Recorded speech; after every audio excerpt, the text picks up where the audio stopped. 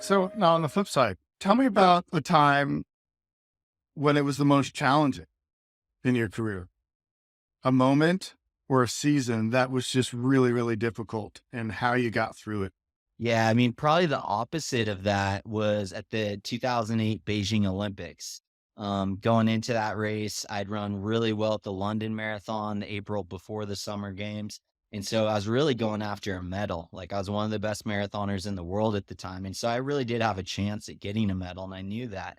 And that just made me excited, you know? And I was hoping that I'd catch one of those Houston days where where it's just all clicking.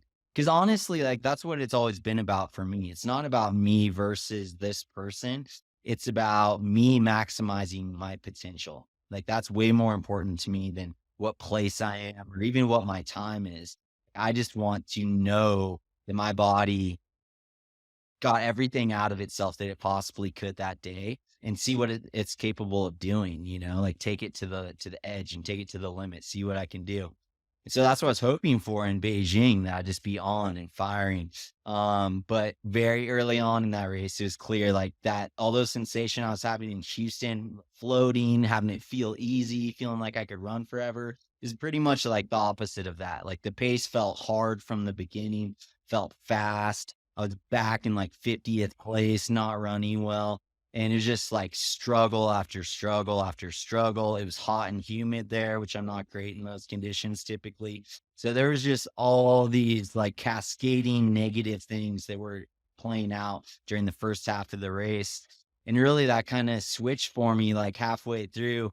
As I began like praying and talking to God and just like really I was just venting my frustrations to God. You know, it's being like, well, this is so frustrating. Why on this day when I want to have my best stuff, am I having like a C or even like a D day, you know, like just not having a good day at all.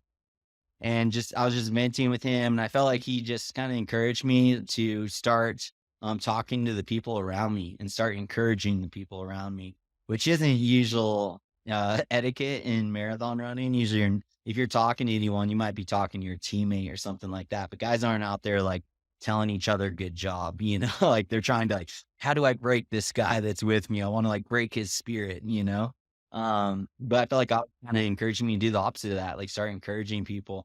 And what was cool about that is, no, well, first off, I didn't feel like doing that. That was the last thing I felt like doing. Like anytime I'm throwing a pity party, I'm thinking about myself all the time, right? So like being forced to think about other people and encourage other people when I'm like down on myself, I was like, I do not feel like doing this. So, but if there's anything I've learned about faith and God is that when he asks you to do something, it's for your own best interest, right? So I just started doing it. I just started like I'd catch a guy and be like, hey man, good job. Let's work together. Let's try and catch this group up in front of us or whatever. And just say a few encouraging words. It wasn't a ton. We weren't having like full conversations out there, but just trying to encourage guys as much as I could. And as I did that, what it did, it allowed me to get outside of myself and outside of my own suffering. Because when you're suffering, anytime you're in pain, it's very hard to think about anything else but the suffering that you're undergoing, what you're going But through. Ryan, you were experiencing a physical problem, right? At this time, what was going on in your body?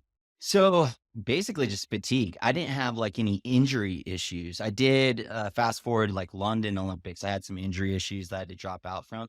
But in this one, like this was just like general, like what you would expect to be like just battling like the pain cave, you know, like lungs on fire, legs burning, like, but nothing, no like specific injury problems going on. It was just I was just struggling physically, and that was causing me to struggle mentally. And then it causes this whole chain of events, you know?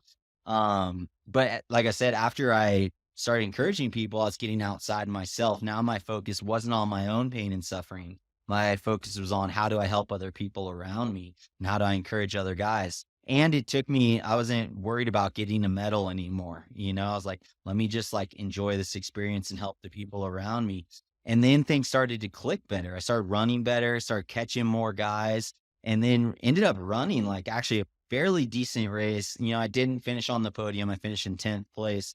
And at the time I was like, 10th, that's the worst. Like, I wasn't happy with it at all. But looking back on it now, I'm really proud of that experience, because it taught me so much about how to respond to my own suffering and my own disappointment, and how easy it is to turn your own suffering and disappointments all inward, when really, like, we're on this earth, not just to have our own experience, but to have a shared experience with other people. And how can I encourage and love other people and be a part of something even bigger than myself?